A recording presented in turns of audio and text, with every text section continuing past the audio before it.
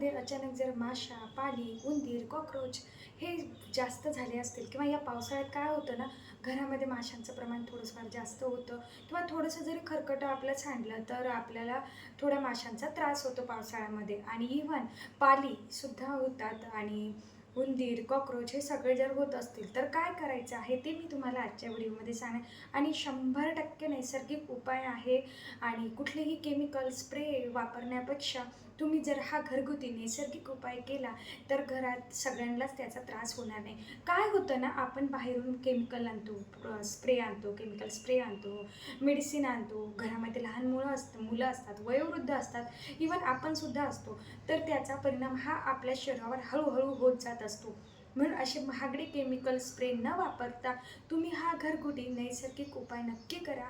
चला तर मग मी तुम्हाला व्हिडिओ कुठे स्किप न करता अगदी आपल्या घरामध्ये ज्या ज्या वस्तू अवेलेबल आहेत त्याच वस्तूमध्ये आणि विशेष म्हणजे की ज्या आपण फेकून देतो त्या गोष्टी आपण इथे वापरणार आहोत आणि त्याच्यामध्ये आपण एक मॅजिकल स्प्रे तयार करणार आहोत की ज्यामुळे तुमच्या आपल्या घरातील माशा, उंदीर आणि कॉकरोच, पाली हे सगळे फुर्र पळून जातील. चला तर मग सुरुवात करूया. सगळ्यात अगोदर काय करायचं, एक पोटॅटो घ्यायचा आहे आपल्याला. हे बघा, याला असे कोंब आलेले असतात किंवा छोटासा असाही ग्रीन कलर जर असला ना तो पोटॅटो आपल्याला घ्यायचा आहे.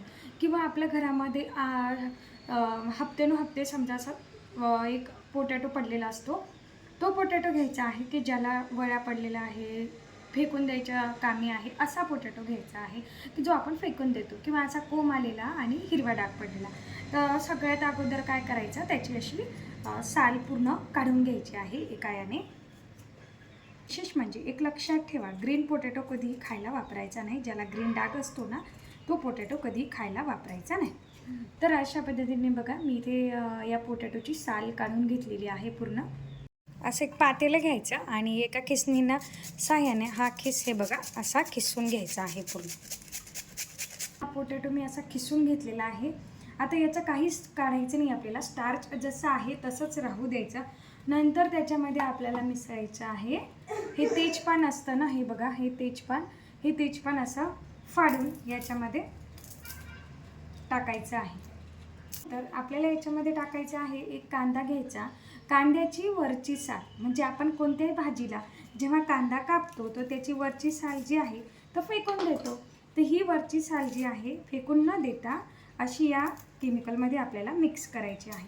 आणि जर तुम्हाला कांद्याची साल घ्यायची नसेल तर तुम्ही याच्याऐवजी लसण जो असतो ना, लसण सोलून जे साल होतात ते लसणाचे टक्करस देखील याच्यामध्ये आपण वापरू शकतो. आपल्याला ही वस्तू तयार होते अशा पद्धतीने. मी इथे बघा हे कांद्याचे टक्कर वापरलेलं आहे. 2 कांद्याचे टक्कर आपल्याला वापरायचे आहे. तर मी परत एक कांदा घेतला आणि त्याची साल इथे वापरत आहे.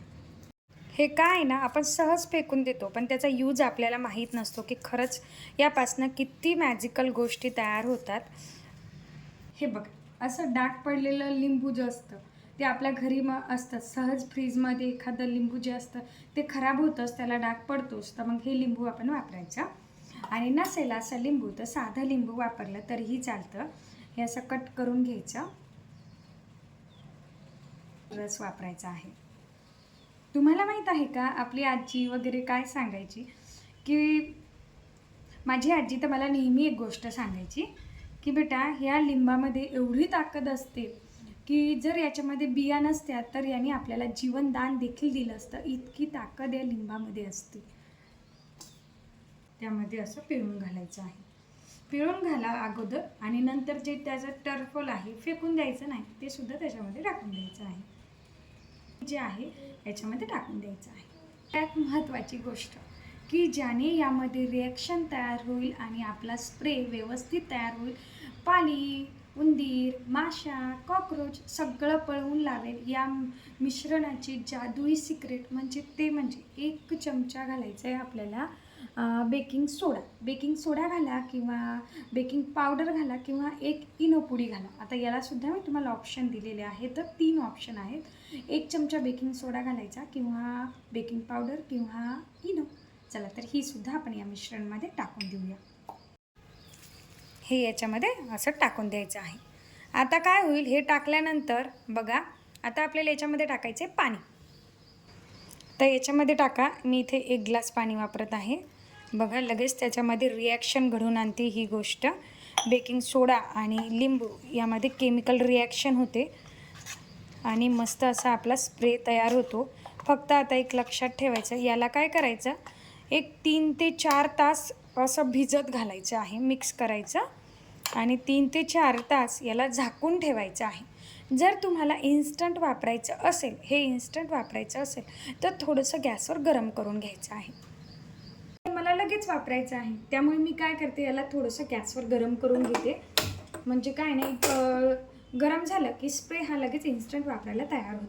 हे बघा, मी असं हे गरम करून घेत आहे. आणि विशेष एक गोष्ट म्हणजे महागड्या केमिकलचा कसा उग्र वास येतो, याचा अजिबात उग्र वास येत नाही. मस्त स्मेल येतो उलट, कारण आपण याच्यामध्ये लिंबू टाकलेलं असतं, तो छान स्मेल करतो. हे बघा, याच्यामध्ये याला गाळून घ्यायचं आहे.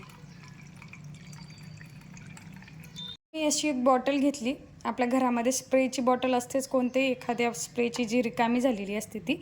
त्याच्यामध्ये आपण जे केमिकल तयार केलं होतं ना, ते भरून घ्यायचं.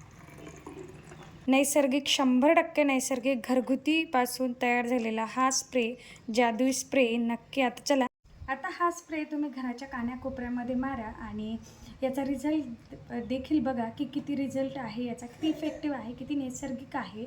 आणि विशेष म्हणजे आपल्या घरामध्ये अजिबात माशा होणार नाही येता. तुम्ही डेली वापरामध्ये हा वापरू शकता. मुलांनी हात देखील लावला तरीही याला प्रॉब्लेम नाही आहे. अजिबात उग्र वास देखील याचा येत नाही आहे. मुलांसाठी पण खूप सेफ्टी आहे, वयोवृद्ध माणसांसाठी देखील खूप सेफ्टी आहे. तर म्हणून हा स्प्रे नक्की वापरा. आणि हा व्हिडिओ कसा वाटला ते देखील मला कमेंट बॉक्समध्ये टाईप करून सांगायला विसरू नका. थँक्यू मंडळी. रामकृष्ण हरी. Bye bye.